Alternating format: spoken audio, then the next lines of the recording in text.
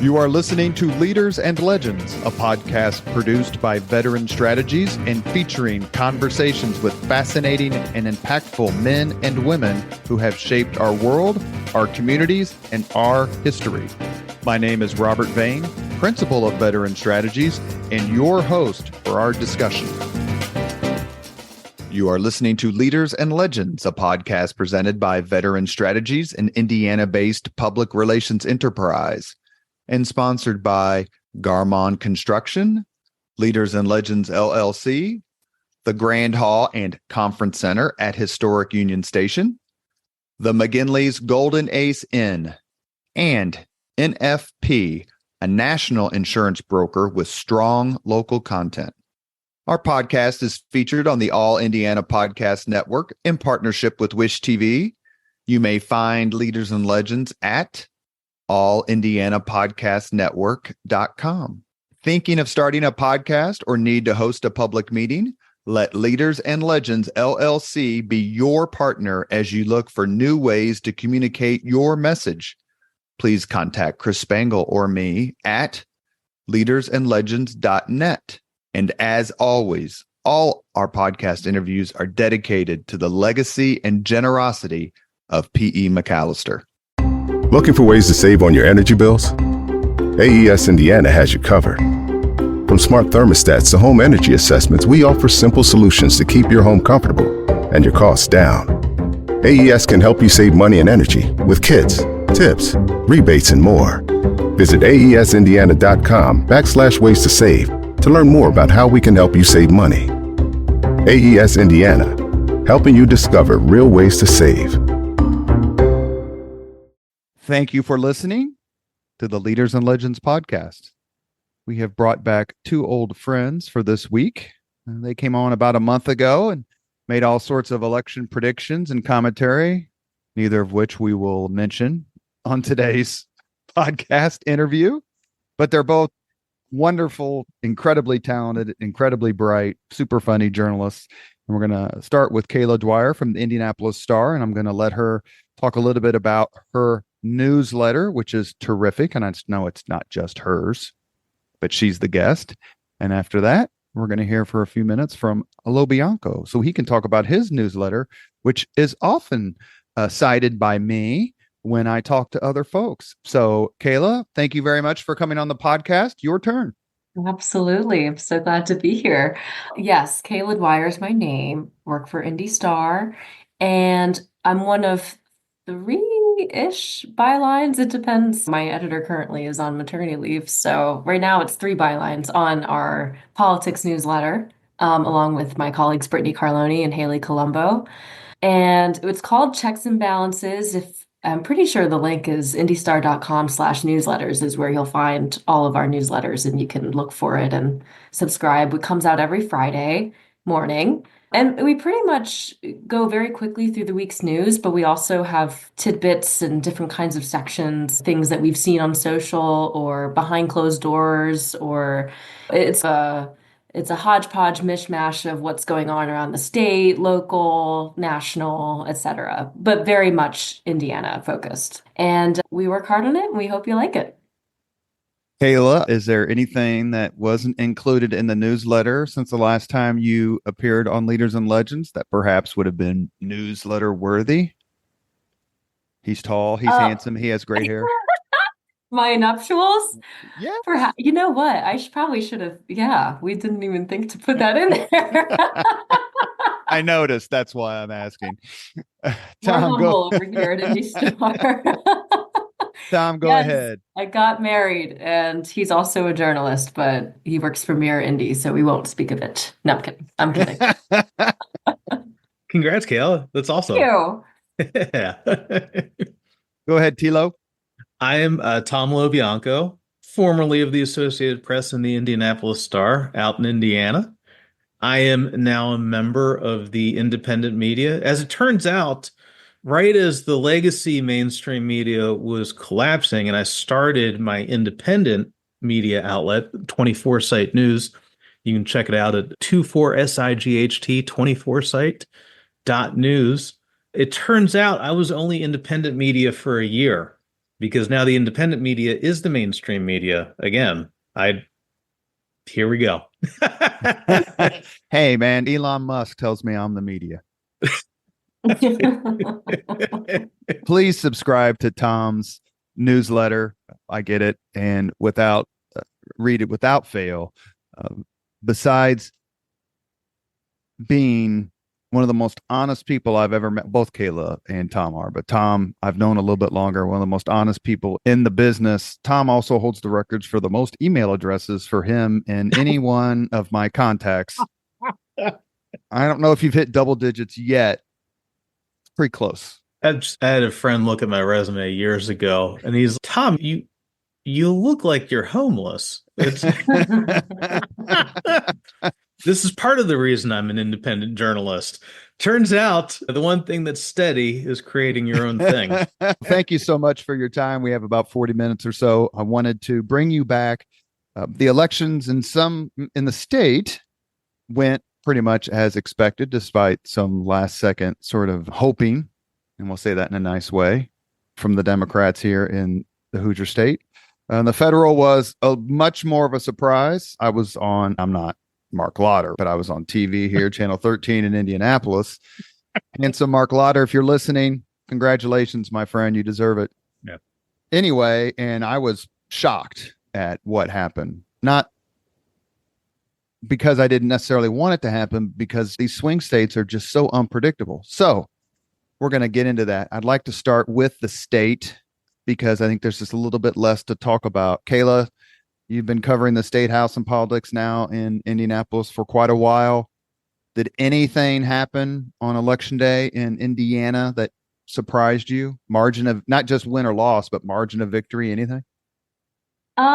Actually, no. It was, as you alluded to, there was a lot of hubbub toward the end there when the governor's race. And there were indicators that even the Braun campaign and some people on the R side had some numbers that at least gave them a little bit of pause, that maybe the margins wouldn't be as much of a blowout. And so I wondered if that might be the case still. And then so when the race was called at 7 p.m. on the dot again, I at first was like, oh, okay. But when you think about it more critically, it really isn't surprising because of today's entrenchment and partisanship being the leading predictor of how you're going to vote. People really do just come home. Ultimately, it really was a night full of unsurprising news. I was on the Channel 13 set when they called it at 7. And Tom, I'm going to ask you about this as well, because you obviously know about Indiana politics. I was very surprised, if only because of the fact that Indiana is in 2 time zones. And so I thought, man, if she's actually within single digits, this could be a long night, because Lake County, a significant Democratic stronghold, is on Central Time. I think isn't Vandenberg County on Central Time. No. Bill just elected a Democratic mayor. So anyway, that's what happens when you're on Central Time. Yeah. Actually, Jim Shell and I interviewed Mitch Daniels for a future podcast, and nice. we spent a significant amount of time talking about daylight savings, which I hope the next president ends, by the way. Probably be his greatest legacy if he does. But Kayla, let me ask you, so many Democrats I talk to concede the Republican dominance in the state. Yeah. But they also conceded they believed it would be closer because of what they thought was going to be a dispositive issue, and that is abortion rights. Indiana was the first state to enact abortion restrictions. They are significantly tight. It hasn't really played out in 22 or 24. Mm-hmm. The restrictions were passed before the 22 elections. Isn't that correct, Kayla? Yeah, exactly. So we already saw that Republicans were still rewarded for it. So I don't really know why that was such a point that they hung on, to be honest. What were you hearing when it's a Republican state, but women are angry and they're going to, because there are obviously examples throughout the country where women voters came in droves and they're beating propositions, they're winning referenda, restore abortion rights. Why do you think that just didn't translate here? I think it's because we don't have the opportunity here to separate abortion from the broader partisan picture because we don't have voter referendum. Like citizens can't lead citizen-led ballot initiatives to be able to have a referendum on that topic alone. I don't think people's opinions about abortion are enough to overcome their partisanship in a state where, again, you can't separate those things because there's no separate election for abortion. I just think people ultimately came home to their parties. And like Jennifer McCormick really did hammer home abortion, but like we said earlier, Indiana already rewarded its lawmakers for that, and or didn't punish them, I should say. Sure. Yeah, I don't fully understand why that was such a hang up. I actually think, though, a lot of this, I think a lot of the source of hope on the Democrat side I actually heard more about Micah Beckwith than I did about abortion. I feel just the messaging so much was about the far right radical craziness on the other side. And they hoped to get some crossover from moderate Republicans. That was where their only Yeah. hope really lied, right? Because they just wouldn't have the Abor- numbers otherwise. Abortions can't be quoted. Guess not. Like Michael Beckwith can be quoted. Oh, I see what you're saying. Sorry. I was like, what? And does it matter? Put Micah aside for just 1 second because I want to talk about the governor-elect Mike Braun, and there's no real sense talking about Jim Banks. That was a foregone conclusion. Oh, yeah. Congratulations to him, a true patriot. But does it matter in these contests when social issues are seem to be either dominant or one side wants it to dominate, right? Wants them to dominate. That Mike Braun just came out and said, yeah, I'm pro-life. I wouldn't change a thing. And I got other things to do, which seemed to be in some regard his response. Yeah, I'm pro-life. I've always been. I support this, but here's what we're going to do in Indiana. Does it matter that he took that tack, you're saying? Yeah, in the sense that he didn't backtrack. He didn't go, oh, maybe we should. Because a lot of Republicans get mad at other Republicans because they always seem to be backtracking or trying to play it too cute by half because they want to get invited to the right soirees. That's something Tom hears all the time in DC. But Braun just said, this is who I am. I support it. Now let's talk about jobs. Now let's talk about education. I do think that helps solidify his case among Republicans. If you're a moderate Republican and Mike Braun saying, I think the abortion law was fine and we don't need to do anything else. He supports IVF. He certainly doesn't, he's not saying like he would take the state in some even further right direction. It seems like he's painting himself to be a fairly safe choice for even those moderate Republicans who the Democrats are trying to sway. And Micah Beckwith can say a bunch of things. I know he doesn't like the abortion ban and thinks it didn't go far enough, but people are voting for, most people are just voting for the governor, right? I think the outsized influence of the lieutenant governor is perhaps thought about much more often among folks like us, among the media, admittedly, than it is among the average person. He was clearly more news. Yeah. Yeah. Than any of the other three people on the ticket, especially if you think, look, Braun's going to win. So we know what we're getting with him. Beckwith is a new guy. He doesn't pull punches. So let's talk about him. Last question. Was there ever a time, because you were so much closer to it than I was, Caleb, where you thought McCormick, like, she's got an actual chance? I know the Democrat Governors Association put in all this money and that started the buzz. He had some people coming in to campaign with her, but your intuition as someone who was writing the stories and covering the campaigns, did you think, man, this would be a great story to cover if she could win? That thought did occur to me, but not in a sense of I actually thought it would happen. The more precise thought that occurred to me was, she might actually have a shot at getting a margin that's not this wide, getting a somewhat competitive margin. And what would an interesting story to cover would be, is this the beginning of a pendulum swing back for Democrats? I never honestly thought that she would actually win, just briefly thought maybe there's a shot at some smaller margin. All right, LoBianco, you have 30 seconds. Explain national politics. 29. America is really 28. into Vladimir Putin, Kim Jong-un, Xi Jinping, and they elected the only guy as president who can talk to all three. Yeah. Oh, and Does daylight. Oh, you know what? America finally got right on daylight savings time. let me ask you a question. You've covered Indiana. Hmm. Kayla just did a fabulous job taking us through it. I'd love to ask you more about Indiana politics if I thought there was more to ask, but let's just go national real quick. I Hmm. was not surprised Trump won. I was significantly surprised at the margin by which he Hmm. was Yeah, victorious. Were you surprised? I Either of those was. things? I was surprised by the movement, who showed up, who didn't show up. What was the reasoning for this? My friend, a former Hoosier, actually, a Hoosier expat, Patrick Finkston, and I host a podcast at 24 Sites called the Ground Game Podcast. And one of the people that we had on just before the election, whose analysis turned out to be just perfect, was Mike Madrid, one of the co-founders of the Lincoln Project, former executive director of the California Republican Party, and an expert on the Latino vote. And this actually tracked with, we'd had on Adrian Carrasquillo, who's a former reporter for BuzzFeed, and I've worked with him at the Messenger for a hot minute. I will point out that 24 Site News has lasted longer than the Messenger did. Oh, Oh, yes, Please do. absolutely.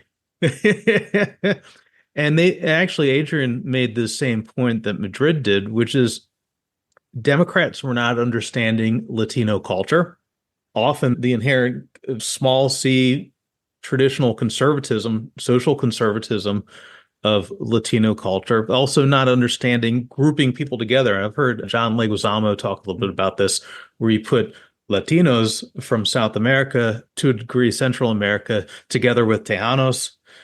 Exactly. Yeah, you can't. It's and that lack of The Cubans are understanding. completely different. Forgive me. The Cubans are completely different. Mhm. It's Go ahead, but you're exactly Yeah. right. Oh, and right, exactly. Then you get into the pecking order, which is hilarious and incredibly consequential.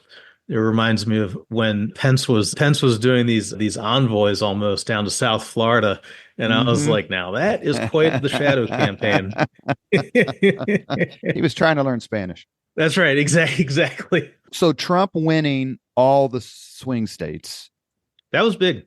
Yeah. Surprising?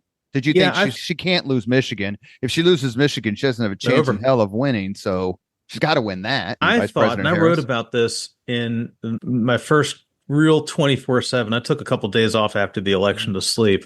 And after I woke up, I actually sat down and wrote a real newsletter as opposed to an instant take. And I called it the cell phone election. And if you look at it, this was really the first election where in 2016, you have the ascendance of social media in the elite class, media, politicians, celebrities, that kind of world, but not as a dominant way of moving votes in a normal sense of it. 2020 is a fluke because we're all on lockdown, so you're still, here in front of big screens, televisions, laptops, what have you. 2024 was really the first time where people were guided by their cell phones. And what we now understand better than ever, the dominant media is what comes through on the cell phones. This oversized impact of Joe Rogan, the incredible power of YouTube, TikTok, Instagram, which feels a lot like TikTok. X. X, absolutely. Yeah, X. It was the first time. And what that did was, not having a shared media landscape meant that, and I experienced this myself as a reporter, the algorithm kept me in a media lane where it's January 6th. Trump said that people are eating cats and dogs, and he's going to put Liz Cheney in jail after they shoot her, or whatever the hell that was. But over here, for all the guys at the sports bars, watching game day and they got FanDuel downloaded. All right. They were getting constant advertising saying that Kamala Harris is putting people in prison through transgender surgeries and your kid's turning gay. And that was incredibly powerful. I think back to the 2004 aftermath. We often talked, this was like oh my God, micro-targeting, right? There's always, Yeah. after every Yeah. election, there's always some measure of post-mortem that happens for the losing side. Um, 2004 was when the ascendance of Karl Rove and micro-targeting, understanding that really. '08 was the adjustment for that with Obama and their understanding of Facebook advertising. 2024 was really people live in these silos. And Chris LaCivita, the co-campaign manager of the Trump campaign, understood that better than anybody. Ironically, one of the people behind the '04 re-election for W. I think we're still living with that. We're still adjusting to this. If you look at Trump just had his thing, so we're doing this on Monday, December 16th. He just had his press conference down at Mar-a-Lago with SoftBank, and it's on the heels of Disney settling for $15 million in the defamation suit with George Stephanopoulos. One of the questions that he got there was about, all right, will you look at suing social media and news influencers too, if you don't like what they say? And he was like, yeah, I would. And newspapers, mostly newspapers. The Des Moines Register, Ann Selzer's bad. Wait a second. That poll was, Oh, you got horrific. one word for it? Horrific. Horrific. Kayla, let me Yeah. make sure that I get you in on this national, because then I want to talk about something that two things that I think are horrifically underrated. I'm not the only one, but they're so basic and fundamental, but they tend to get lost a little bit in the analysis. Kayla Dwyer, Indianapolis Star. Do you have any thoughts on the national election, how it turned out, or a terrific Republican year?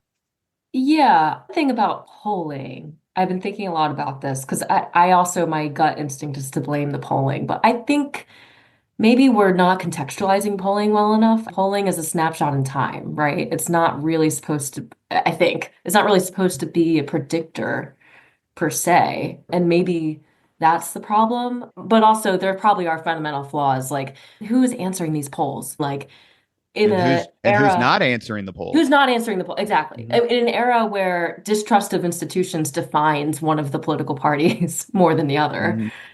And I know that they're supposed to correct for that in their sampling. Maybe they're not doing that enough. I'm skeptical that you're actually getting real people who are on the ground and down to earth answering these polls and having a true sense of what's going on. I agree in terms of the cell phone election. I would maybe narrow that down further and call it an algorithm election. First time that we're really completely entrenched in algorithms, I think. I don't know that we were so much in 2020 as we are now. I also was surprised by the margins. It was a coin flip for me whether it would be Trump or Harris, but the margins did surprise me a little bit, and it made me think. It's not so much. I'm not in the sense that, oh, I'm shocked at my country or whatever. It's No. actually I turned inward and I was like, am I just out of touch? Probably. I really feel like it's hard when I don't. I feel like Elon Musk is controlling my Twitter feed because I see his tweets all the time. So I don't know if that's organic. And I follow people across the political spectrum. Certainly my Instagram is not organic. We're increasingly isolated society, disconnected from one another. My reaction to this election has been along a lot of those lines. What is this saying about my industry and the increasingly narrow segment of people who take any stock in what my industry has to say? And what does that mean for our information ecosystem? So I have a lot of existential thoughts about this election. It's funny. The very first part of your answer sounded like you're reading a text exchange between Tom LoBianco and me. We talked about that quite a bit. Tom, this is my theory, and I want you both to weigh in, but Tom first. Quality of candidate, quality of campaign are the two most underrated aspects of elections in every district, but especially in national races. 2016, Hillary Clinton ran what I thought was the worst campaign at a major presidential level I've ever seen until Kamala Harris in 2024. Republicans have run horrible campaigns. Yeah. George H.W. Bush in 92 comes out to mind. Democrats have run strong campaigns. Barack Obama, obviously, in 2008 He was very strong. I thought Carter's in 76 was pretty flawless. But campaigns and candidates matter a hell of a lot more than sometimes it's given credit for. Scale of 1 to 10. 1 is I'm an idiot. 10, I'm Tom LoBianco. How right am I? Oh, you put it that way. I'm going to have to give it a 10. But she ran, I don't know anyone right. who's taking up for her campaign or her selection of VP. And I thought Trump's selection of VP was genius in the sense that he just let Vance do all the hard interviews. Like, you go out there and speak on our behalf. And it was clear, especially after the debate, that the Democrats weren't necessarily willing to let the governor of Minnesota do that. Yeah, they ran a campaign that looked like something that Hillary did in 16. And that's no surprise based on who they brought in. Look at there was that, and you got to give credit to Tony Fabrizio, the main pollster for the Trump campaign, who rightly identified this, calling it a sugar rush. There was a sugar rush with Kamala Harris just being new. And look, that is a part of where the American electorate writ large is right now. People love novelty. It also gives you a sense of how little people generally pay attention. This kind of rides on with the Micah Beckwith discussion. In general, people don't pay a lot of attention to the seconds in command, but it wore off over time. And the problem that the Democrats had was they were still relying on the leaders from the Obama 08 and 12 elections. You had Kamala Harris, who is a professional politician. It never would have swayed things because they were at a deficit from the get-go. I've seen these takes where it's, oh, if only she had, taken a day to fly out to Austin, Texas to sit down with Joe Rogan. That wouldn't have worked.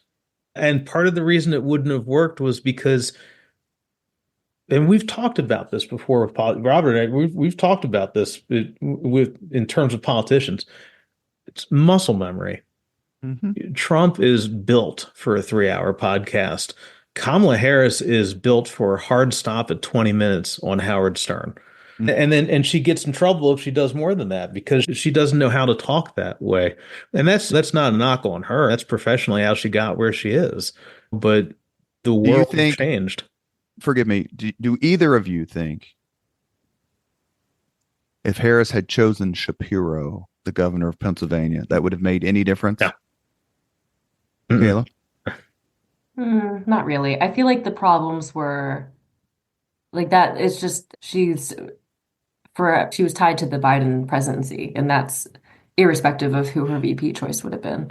As a journalist, because as a political hack, I was shocked. I keep saying that word. I was bemused, mortified that the Harris campaign didn't prepare its candidate better for the question, what would you have done different? Oh, yeah. They should have gamed that. Maybe they did, and she just forgot, so I shouldn't be blaming them on ignorance. But she should have said, look, Joe, I got to say 2 or 3 things. Biden has been in politics from the womb. He would have gotten it. And they should have really had her prepped with strong answers to that question. Kayla, that surprised you? Yeah, I did think her responses to those questions were pretty weak. And it's like the question. So you should have had that ready. I agree with you. Yeah. Tom? They did. They've all had this problem. I saw J.D. Vance during the campaign. This is very normal of all candidates. Totally accessible, right? Like overly accessible. All right. And I was up on the Hill, up at the Capitol about 3 or 4 weeks ago. It was when Matt Gaetz was still under consideration.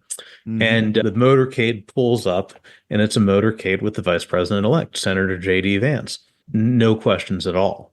A lot of that's normal politicking. Candidates they love us when we can give them some exposure, and less so once they're in office. But I don't think there's anything that would have changed for the Democrats because they didn't know what they were working with. They didn't understand the playing field. And how about their messaging? Because it's a hell of a journey from weird to joy to Hitler.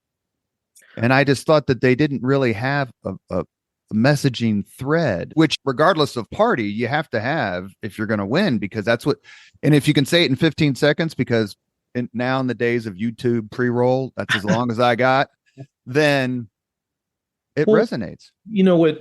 They were victims here. Everybody was victims in this. It's a building on Kayla here with the algorithms. Yeah, Trump talked about immigrants poisoning the blood of our country. That is Nazi rhetoric. Now, whether he recognizes that or understands it, whether the majority of Americans understand the historical context of that, is immaterial. That is what it is. But what's clear is that communications is about getting through to people. And if half the country or whatever it is doesn't have that in their algorithm, they're never going to hear about it. So that when she goes on a debate stage and says, well, clearly this guy's acting like a Nazi, they're like, what are you talking about?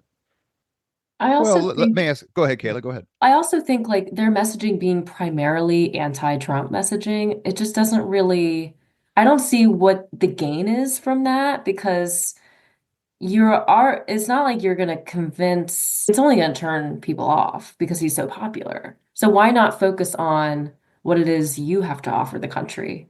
And I know that she tried to do some of that, but I don't think that's what was cutting through to people. They started out that way and they lost track of it. Yeah. Okay, yeah. Yeah, Cool. that was a key problem for them. Absolutely. If they'd been, Trump made it so easy to make fun of him, which is gets to exactly that. Like they put out these things, they're like, clearly these immigrants are eating cats and dogs. Time to fricassee some cats. Yeah. And right. And then it's But like it's an easy thing, especially for somebody who hasn't done a lot of debates. It's easy to lock in on that. it And they, was low hanging fruit, I feel. yeah. Yeah. It's just, I actually know people in my life who I consider moderates for whom that wasn't effective because their primary concern is still the economy. Yeah. And they ended up voting for Trump despite all that stuff. That's really only effective for rallying up your own base that you already have. And You are listening to the Leaders and Legends podcast. Our guests, our election year wrap up. We won't be able to do this next year unless you want to come on and talk about New Jersey. Tom LoBianco, longtime political journalist, and Kayla Dwyer, political correspondent, State House correspondent for the Indianapolis Star. Tilo, you mentioned it a few minutes ago. You actually beat me to it. Both of you, please weigh in. Is this the political obituary of Barack Obama? He threw himself in. He made sure that Kamala Harris was the anointed one, which I think was a colossal mistake. You got to season your candidates. He lectured black men. He was everywhere they wanted him to be. He and his wife were a hell of a long way from 2008. If you're a Democrat, is he somebody you want showing up at your rally going forward? You should. I think he's still good to show up at rallies, but the Obama campaign school is over. That much is gone. That style does not work for Democrats anymore. So yeah, absolutely show up. He's an incredible still. Like I watched him at the DNC a couple months ago, and his oratory is incredible.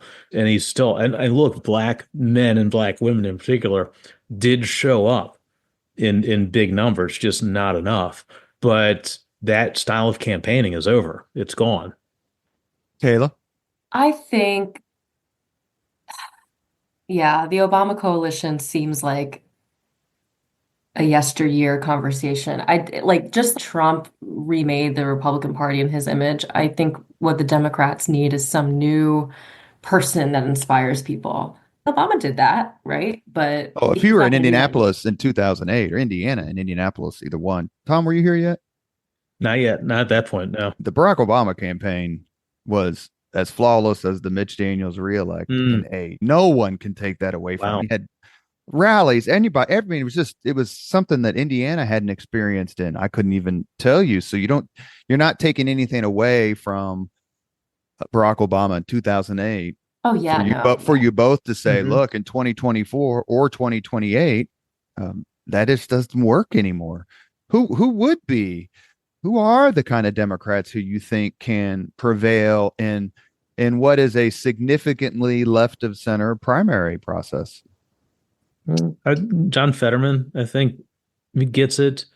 AOC too. This new That came to mind AOC. as well. Yeah. Yeah, I think that they really understand it incredibly well. My God, John Fetterman signed up for Truth Social, which is remarkable. It's You've made Kayla beam since she's the Keystone State representative on the that's podcast today.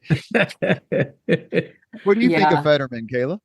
I do think he's the type of person who, like, people like authenticity, right? And he's like a real person, and he comes off that way at least. And that's what the Democrats need to lead the party if they want any chance of capturing people on the ground, working class. Two-thirds of Americans don't go to college or something. What's the new stat on that? I think it's time for Democrats to get with the times if they want to be successful. Mentioned, interesting. Is that declining college enrollment? I yeah. think so. I heard that Wow, on the fascinating. radio this morning.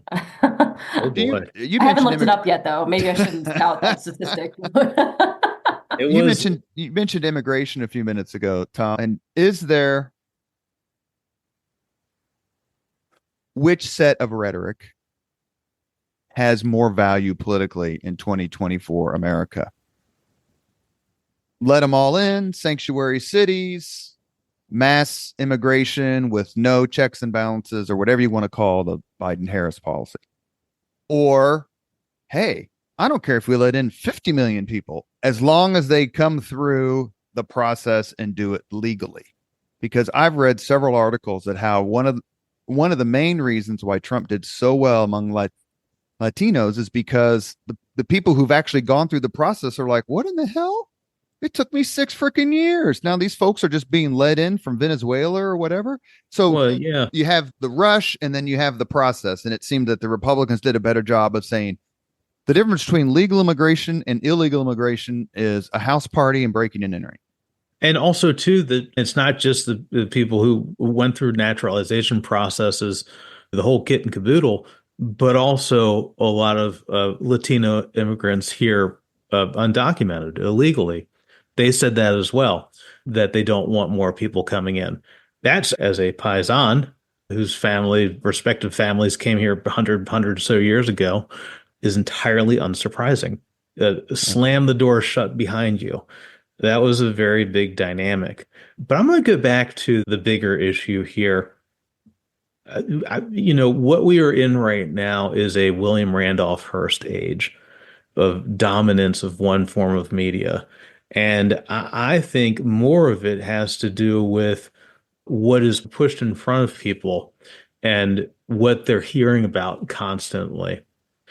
That's our realities are shaped by that, our perceptions of politics. It's impossible for voters to be in Washington or at the border. They have to make these determinations based on what they deem to be reasonable information.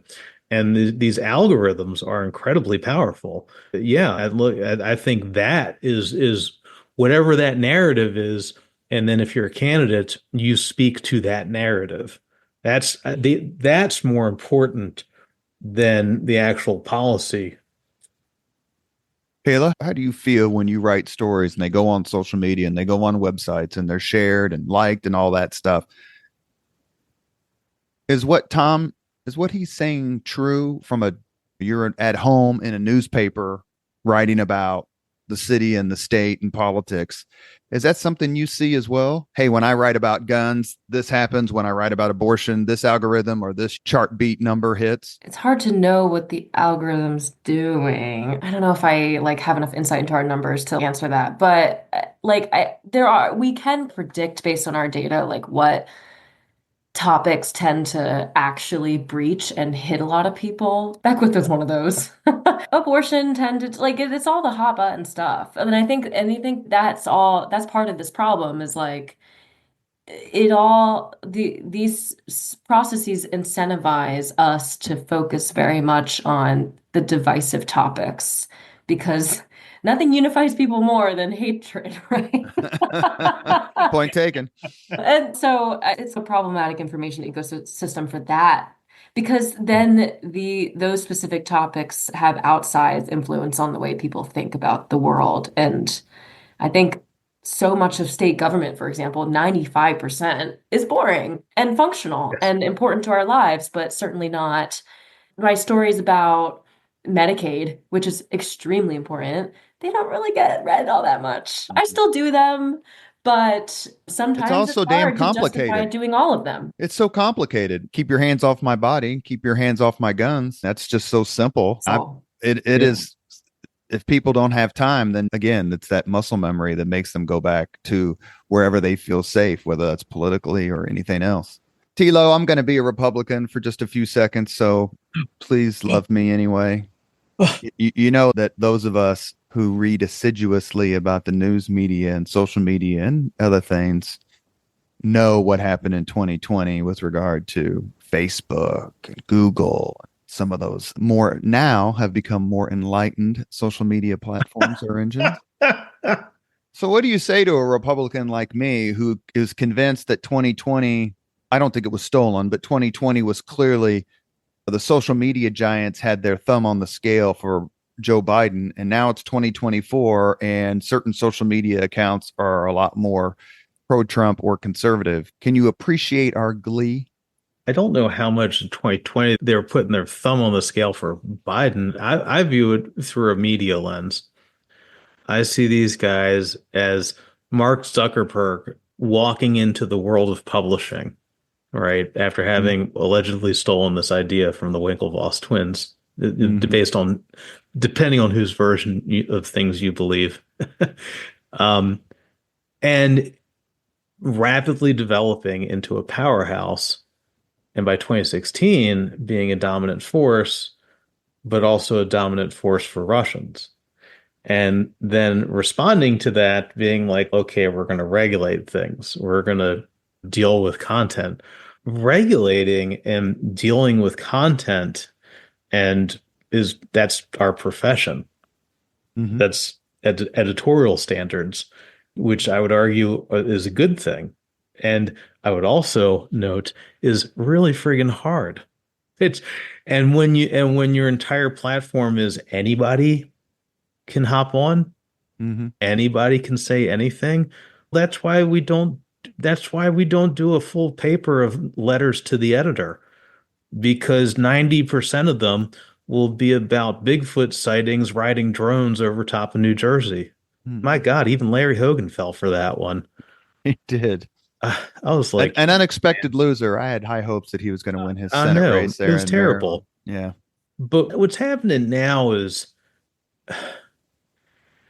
there was a really good piece that I read by this guy, Ted Gioia. It's The Honest Broker on Substack. Like he's an old jazz critic out of Stanford, I think. He's probably in his like mid to late 60s. He wrote about how these social media platforms, because they thrive on attention capture and retention, um, are becoming the shopping malls of their time because they come in and they have to keep everybody inside. But over time, it degrades because the offerings are really all the same. And we're starting to see that happen. I've been thinking about this as a media business person now, which Sure. I think about this stuff a lot. And Google and those guys going down there I think they need to think more seriously about things, which they have never done before, which is what when you're an incredibly powerful publisher, there are certain responsibilities. And we know that professionally as journalists. Yes, this stuff, I'm trying not to curse here, is really hard. Let me jump in and ask the question then. And Kayla, get your reaction first. We have just a few minutes left in the leaders on the Leaders and Legends podcast. Tom LoBianco, Kayla Dwyer, journalist, our guest. Kayla, first, what was your reaction to the fact that the Washington Post and the Los Angeles Times, I believe, apparently were going to endorse Joe Biden, and then the owner said, "No, you're not." yeah, if I'm brutally honest, I didn't fully understand why that was such a big deal. I fully hear the arguments in favor of newspapers, like editorial boards weighing in because they've done a lot of research, they can form opinions based on a diverse set of people, and they have some influence. But in this era where there's a lot of suspicion cast on traditional media outlets and their participation in the political process, I don't know how much it actually adds anymore for these legacy outlets to say what they think, because who are they convincing anymore? And maybe I shouldn't say this as someone who works for a legacy outlet, but we haven't had an editorial board in I don't know how many years since I've and been you here. haven't endorsed a presidential candidate in I don't know how many years. So the stars Yeah, moved beyond that. and I don't know what value add there is for us to do that. I think now I would like to see an editorial board come back so we can put out some informed commentary on issues affecting Hoosiers, but I don't know. I've never felt too warm and fuzzy about the endorsement process to begin with. Tom, do you have a quick follow up? You know a lot of Uh, these folks on these boards. Yeah, absolutely. The endorsements are an anachronism. Absolutely. They come out of a time when newspapers were the dominant force, and that was a really important thing. Now, the way that Bezos and Patrick Soon-Shiong handled it was, I don't mind saying, as a reporter, was terrible Yeah. because they didn't state up front. What they could have done was told the editorial board, hey, this year we're not making an endorsement because for all the reasons that Kayla just stated, which are I agree with. As a reporter in the field, having your editorial board picking a side makes it a lot harder for us, Yes. especially because readers don't differentiate between, okay, this side is only opinion. That's something that it comes out of journalism school. Okay. Readers who live normal lives and are not total junkies like we are, that doesn't cross their mind. What they should have done is said at the outset, hey, guys, you know what? It's over. It's outdated. We're not doing it this year. But instead, they waited until after their editorial boards had written the endorsements. Yeah, that was bad. And even now, I look at what Soon Shong is doing at the LA Times with these bias meters. And oh man. Are you trying to make me cry before Christmas, Tom? Is that what you're trying to do? You got me in the holiday mood. That's right, baby. Great. Be objective, and I won't answer my own question. I promise. Be objective as much as you can. We talked about candidates and campaigns, and I thought Trump ran a much better campaign, obviously. But grade the media. How did the media do in covering the presidential candidates? I'm only limited to that, Kayla, only because the governors there wasn't a single close race in Indiana. When I know you pay attention to the national media, there's probably, if collectively the media isn't the most unpopular group of people, the only thing I could think of would be congressmen, members of Congress. How did the media do, Tom? Tough. You're seeing legacy media in decline. And I think you saw, as noted earlier, a new mainstream media, which is podcasters and YouTubers. And I don't know how well they did because I'm still learning about them. I'm down the rabbit hole right now looking at who Stephen Bartlett interviews. On the one hand, he'll have on Walter Isaacson, who is, best I can tell, largely accurate and very insightful. But then he'll have on a toxicologist who says that these candles are making you infertile. I'm still figuring them out, but that is the new dominant media. Evan Thomas, who used to work, I think, the Washington Post and Newsweek. So he's been on my podcast. He's actually coming on again before the end of the year. It's one of the questions I'm going to ask him now that he's somewhat separated. It's just how to grade it when you're not filing a story every day. Kayla? Yeah, I guess fundamentally, who is the media in the question? Because I think like the term media I imagine it includes TV, it includes newspapers, and I almost would have different grades for different mediums of like F. But I also tune out TV these days because I don't feel like I gain anything from the conversation on the broadcast networks. I just don't. It just is talking heads. But in general, it did feel like national media was falling over itself to catch up to the reality. Like we saw it with the Biden age thing, and there was a lot of rhetoric up until the last second, sort of expressing skepticism that he could do the job. Whereas the truth all along was he's too old. And I think catching up to that reality, it took the national media some time to do that, and maybe too much time. There were just like examples like that throughout this election cycle. And I just continually had this thought in my head of how connected is the national media anymore to real people? That's just it's the looming question. And this is myself as well. I'm not that I'm a national reporter, but we all should be asking ourselves that question. It just feels like we're ever disconnected. And I don't know what the answer is to that. Tom, heading into 2025, who are you looking forward to covering? Oh, regular people at the Buffalo Wild Wings. B-dubs. Kayla Dwyer, Ooh. heading into 2025, who are you looking forward to covering? Well, looking forward is not the best term, but I think there will be a really major story unfolding with what's going to happen to Medicaid recipients in 2025 in Indiana. The cuts that are already being made, and then the uncertainty at the federal level. It's very unclear that there will be much done this session to ameliorate that situation, to be determined, but I'm considering a big part of my job is keeping tabs on the people that's affecting. Tom, who's the unsung hero of 2024? Time named Donald John Trump as Man of the Year. Who would you have put as Time's Man of the Year? Oh, it's Susie Wiles, the campaign manager, chief of staff for Trump. She made that all happen. Yeah. Kayla, who is Kayla Dwyer's Person of the Year for 2024? Oh, God. Oh, in Indiana? Your call. The many, I guess I can count on two hands.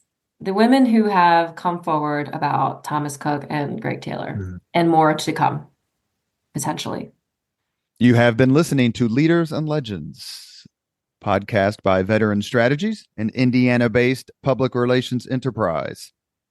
As always, all our interviews are dedicated to the legacy and generosity of P.E. McAllister, the bestest and the cutest.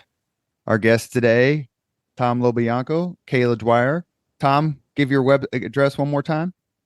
24sight.news, 24sight.news. Kayla Dwyer, Blanchard. Congratulations, Kayla, on your nuptials. Please Thank give your you. newsletter website again. IndyStar.com/newsletters/checks-and-balances. Say it again. IndyStar.com/newsletters. That's plural. /checks-and-balances.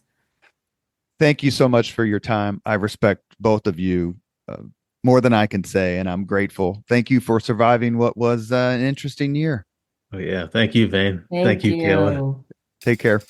Awesome. Thank you very much for listening to Leaders and Legends, brought to you by Veteran Strategies Incorporated. If you want to contact us about this program or our menu of public relations services, please send us an email at robert@veteranstrategies.com. That's robert@veteranstrategies.com.